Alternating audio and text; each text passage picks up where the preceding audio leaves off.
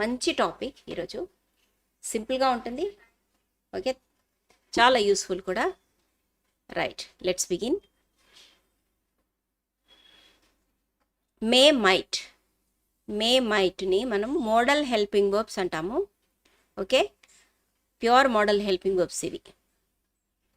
So may మరియు might ఈ రెండు ఈరోజు మనం నేర్చుకుంటాం అనమాట. వీటి యూజెస్ ఏంటి, ఈ మే మైట్ యొక్క యూజెస్లో డిఫరెన్స్ ఏంటి, ఈ రెండు కూడా కావచ్చు జరగవచ్చు అనే అర్థాన్ని ఇస్తున్నప్పటికీ, ఓకే, కానీ ఆ జరగొచ్చులో కూడా డిఫరెన్స్ ఉంటుంది. సంభావ్యత అంటే పని జరిగే సంభావ్యతని సూచిస్తాయి ఈ రెండు మోడల్ హెల్పింగ్ వర్బ్స్. అంటే పని జరగచ్చు, కావచ్చు, అవ్వచ్చు అని చెప్తూ ఉంటుంది మే అండ్ మైట్ కూడా.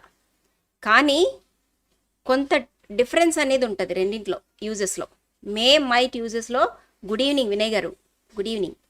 సో మే మైట్ యూజెస్లో డిఫరెన్స్ ఉంటుంది. రెండు కూడా కావచ్చు జరగచ్చు అనే సంభావ్యతను తెలియచేయడానికి మనం ఉపయోగిస్తాము ఈ మోడల్ హెల్పింగ్ వర్బ్స్ని. అయినప్పటికీ డిఫరెన్స్ ఉంటుంది. మే ఎప్పుడు యూజ్ చేయాలి, మైట్ ఎప్పుడు యూజ్ చేయాలి, కరెక్ట్ యూసేజ్ ఏంటి అనేది కూడా మనం ఈరోజు క్లాస్లో నేర్చుకుంటాము. Okay, let's begin. May and might వీటిని మనము మోడల్ వర్బ్స్ అంటాము. ఓకే, మే మైట్ని మోడల్ వర్బ్స్ అంటామని ఇందాకే చెప్పుకున్నాము. దీని మీనింగ్ ఏంటి, ఎప్పుడు వాడతాం అసలు ఇది అనేది చూడండి. పాసిబిలిటీ చెప్పడానికి, అంటే సంభావ్యత తెలియజేస్తుంటుంది అనమాట, పని జరిగే సంభావ్యతను. అంటే ఎగ్జాంపుల్, అంతేకాకుండా అంటే సంభావ్యత ఒకటే కాదు, అనుమతి అనుమతి అడగడానికి మేని వాడతాం. ఓకే, అనుమతికి మైట్ వాడము, గుర్తుపెట్టుకోండి. ఎగ్జాంపుల్స్ చెప్తుంటాను, మీకే అర్థమవుతుంది. అంటే మే మైట్ రెండు కూడా సంభావ్యతను తెలియజేయడానికి వాడతాము, కానీ మే మాత్రం అనుమతికి కూడా వాడతాము. సంభావ్యతకి వాడతాము, అనుమతికి కూడా వాడతాము. రైట్, అది ఎలాగో ఇక్కడ ఇస్తాను. మే మైట్ ఈ రెండింటి యొక్క అర్థం ఏంటి, కావచ్చు. ఓకే, ఏమర్థాన్ని ఇస్తుంటాయి ఈ మే అండ్ మైట్? కావచ్చు, జరగవచ్చు, పని జరిగే సంభావ్యత అనమాట. మే కూడా పని జరగవచ్చు. ఇట్ మే రెయిన్ అంటే వర్షం పడవచ్చు. ఇట్ మైట్ రెయిన్ వర్షం పడవచ్చు. రెండు కూడా కావచ్చు అని చెప్తుంటాయి, కానీ డిఫరెన్స్ ఏంటి? ఓకే, అది ఎగ్జాంపుల్స్ ఇస్తూ నేను ఎక్స్ప్లెయిన్ చేస్తాను. ఈ మేని మనం పర్మిషన్, అనుమతికి కూడా వాడతాం, గుర్తుపెట్టుకోండి. సంభావ్యతకి వాడతాము, అనుమతికి కూడా వాడతాము.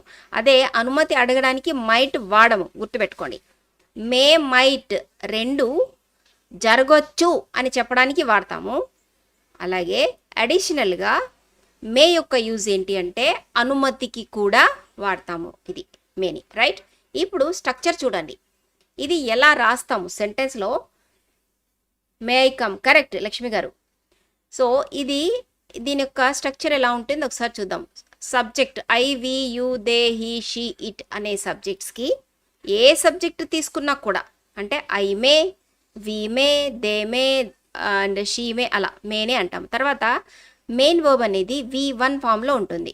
అంటే I may come, we might come, you might come, you may come, అలా అనమాట వాడచ్చు. ఓకే, ఇది స్ట్రక్చర్. ఇప్పుడు సెంటెన్సెస్ చూద్దాం. ఇట్ మే రెయిన్ టుడే అనేది ఒక సెంటెన్స్ ఉంది. ఇట్ మే రెయిన్ టుడే అంటే ఈరోజు వర్షం పడవచ్చు.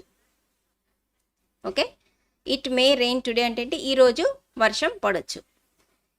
And he may come to the class, అతను క్లాస్కి రావచ్చు. మరి మైట్ కూడా కావచ్చు కదా, మరి డిఫరెన్స్ ఏంటి అనేది చూద్దాం. ఓకే, ఇట్ మే రెయిన్ అంటే వర్షం పడవచ్చు, he may come to the class అంటే అతను క్లాస్కి రావచ్చు అని ఒక సంభావ్యతని మనం తెలియజేస్తున్నాం. మరి డిఫరెన్స్ ఏంటి చూడండి. She might call you later, ఆమె తర్వాత మీకు ఫోన్ చేయొచ్చు. మరి అది కూడా చేయొచ్చు, ఇది కూడా చేయొచ్చు. డిఫరెన్స్ ఏంటి అది కూడా చూద్దాం ఇప్పుడు.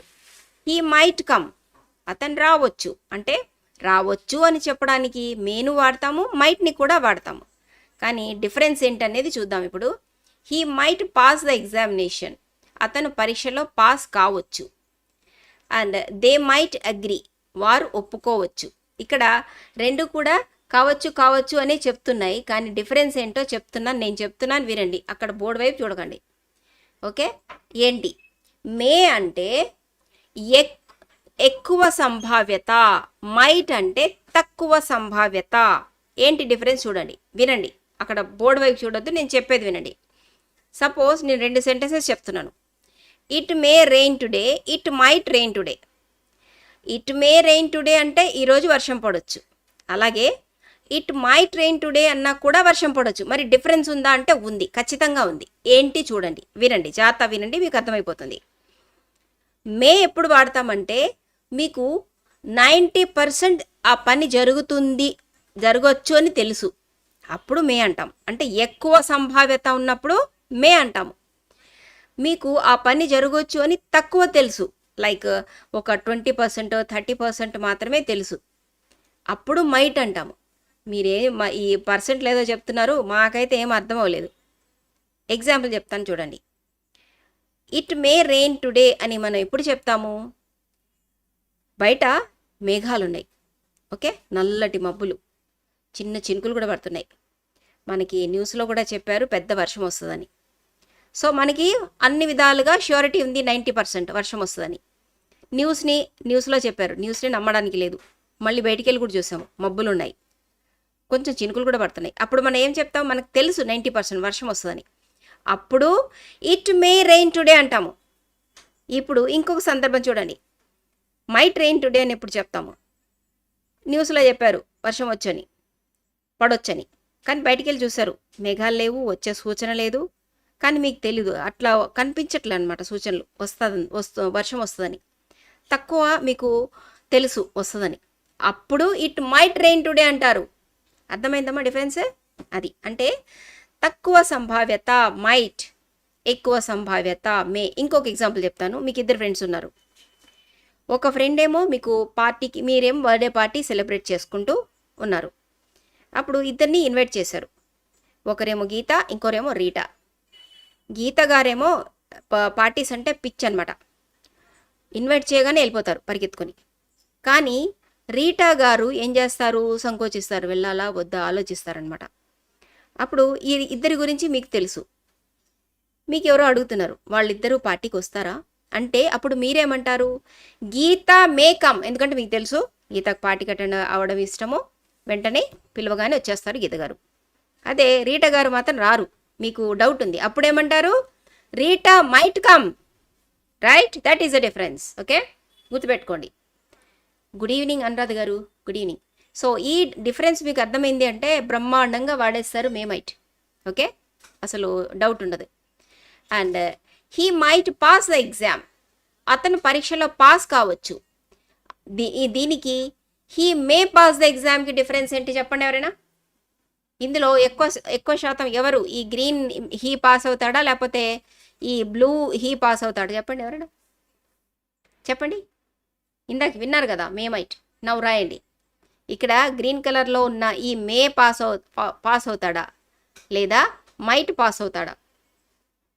ఎవరు ఎక్కువ పాస్ అయ్యే సంభావ్యత ఉంది? He might pass the exam అని ఉంది, same sentence. He may pass the exam అని ఉంది, సేమ్ సెంటెన్స్ 2 సార్లు ఉంది అక్కడ. ఈ రెండింటి అర్థం కూడా అతను పరీక్షలో పాస్ కావచ్చు. మరి ఇక్కడ ఎక్కువ శాతం ఎవరు పాస్ కావచ్చు? రాయండి కామెంట్స్లో.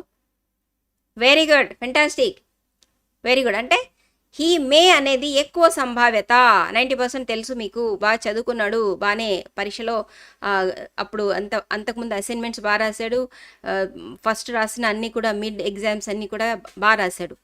సో అప్పుడు మీకు కరెక్ట్గా కాన్ఫిడెంట్ ఉన్నప్పుడు అప్పుడు ఏమంటారు? He may pass the exam అంటారు. మీకు తెలియదు అనుకోండి, ఎలా చదివాడో తెలీదు, అప్పుడు he might pass the exam అంటారు. ఎక్కువ సంభావ్యత మే, తక్కువ సంభావ్యత might. Okay, don't forget. Right. It may rain today, it might rain today. ఎప్పుడు వర్షం పడుతుంది? మేకి పడుతుందా, మైట్కి పడుతుందా? It may rain today, it might rain today. ఎప్పుడు ఎక్కువ సంభావ్యత ఉంది, వర్షం పడే అవకాశం ఎప్పుడుంది? నో, మైట్ అంటే తక్కువ సంభావ్యత. మైట్ అంటే తక్కువ సంభావ్యత. మీకు తెలీదు, పూర్తిగా తక్కువ తెలుసు మీకు. ఎలా గుర్తుపెట్టుకుంటారంటే మే 80%, మైట్ 20%, ఇట్లా గుర్తుపెట్టుకోండి. మే 80% సంభావ్యత, మైట్ 20% సంభావ్యత, తక్కువ సంభావ్యత. తెలియదు మనకి. ఇందాక ఎగ్జాంపుల్ చెప్పాను. బయటికి వెళ్ళి చూశారు, చాలా మేఘాలు ఉన్నాయి, చినుకులు కూడా పడుతున్నాయి, నెక్స్ట్ న్యూస్లో కూడా చెప్పేశారు వర్షం వస్తుందని, మీకు గ్యారంటీగా తెలుసు. అప్పుడు ఏమంటారు? ఇట్ మే రెయిన్ టుడే అంటారు. Right, correct. ఓకే, నెక్స్ట్ తక్కువగా తెలిసినప్పుడు ఇట్ మైట్ రెయిన్ టుడే అంటారు. డిఫరెన్స్ కన్ఫ్యూజ్ అవ్వద్దు. మే అంటే తెలుసు మీకు ఖచ్చితంగా, అంటే జరగవచ్చు అని. ఎక్కువ సంభావ్యత ఉంటే ఇట్ మే, తక్కువ సంభావ్యత ఉంటే ఇట్ మైట్. రైట్,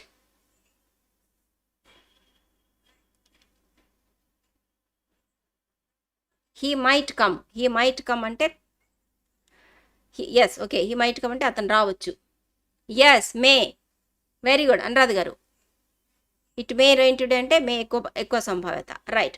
అంతేకాకుండా మేని మనము పర్మిషన్, అనుమతి అడగడానికి కూడా వాడతాం. మనకు తెలిసి ఇందాకే రాశారు లక్ష్మి గారు, మే ఐ కమ్ కదా, ఇలా అడగడం ఉండ. May I use your pen, may I sit here, may I go there, may I talk to you, అలా అనమాట. ఏదైనా పర్మిషన్ అడగడం. It may rain today. Correct Vinay garu, correct, fantastic, great job. Next, may I come in, permission అడగడం. May I come in, లోపలికి రావచ్చా. Okay, permission అడగడం. May I sit here, నేను ఇక్కడ కూర్చోవచ్చా. పర్మిషన్ అడిగేటప్పుడు మైట్ అనము, గుర్తుపెట్టుకోండి, మేనే వాడాలి.